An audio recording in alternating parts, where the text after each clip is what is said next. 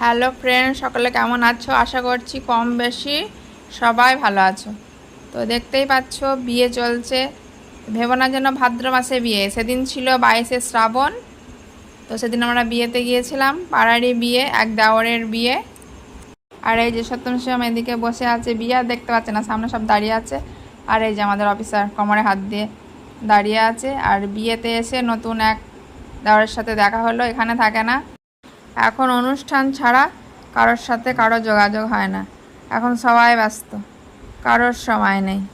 আর এই হচ্ছি আমি। তো যাই হোক, এবার আমরা বেরিয়ে চলে আসলাম। এখানে সব স্টল আছে, কফি আছে, ফুচকা আছে, আর এই হচ্ছে দই লস্যি। তো লস্যি খেয়ে নিয়ে এবার আমরা প্যান্ডেলের ভিতরের দিকে যাব, আর কিছু ট্রাই করব না।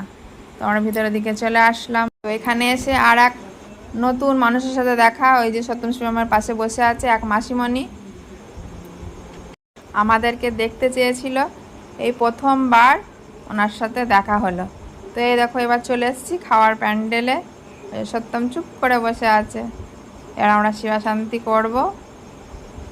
সেদিনের ওয়েদারটা কিন্তু খুব ভালো ছিল, সকালে থেকে বৃষ্টি পড়ছিল, একটা মিষ্টি ওয়েদার। এখন নিজে নিজে আমাদের অফিসার দেখিয়ে দিল যে আমি ওখানে বসে আছি। তো আমাদের পাতাও পড়ে গেছে, এবার আমরা শিবা শান্তি করে নিয়ে আর শেয়ার করবো না। তো এবার আমরা বেরিয়ে চলে আসলাম, এবার হাঁটি হাঁটি করতে করতে বাড়ির দিকে রওনা দেব।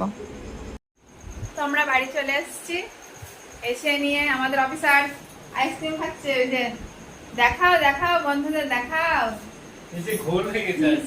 আইসক্রিম গলে গেছে। ওখানে আর দাঁড়িয়ে খাওয়া হলো না, এই যে রেখেছি টেবিলে, এখন আর খাবো না, ফ্রিজে রেখে দেবো, কালকে খাবো। আর ওই যে সত্যম শিবম। তাহলে বন্ধুরা আজকের পর্ব এখানেই শেষ করছি। সকালে ভালো থেকো, সুস্থ থেকো, আর সবাই পাশে থেকো। তাহলে টাটা।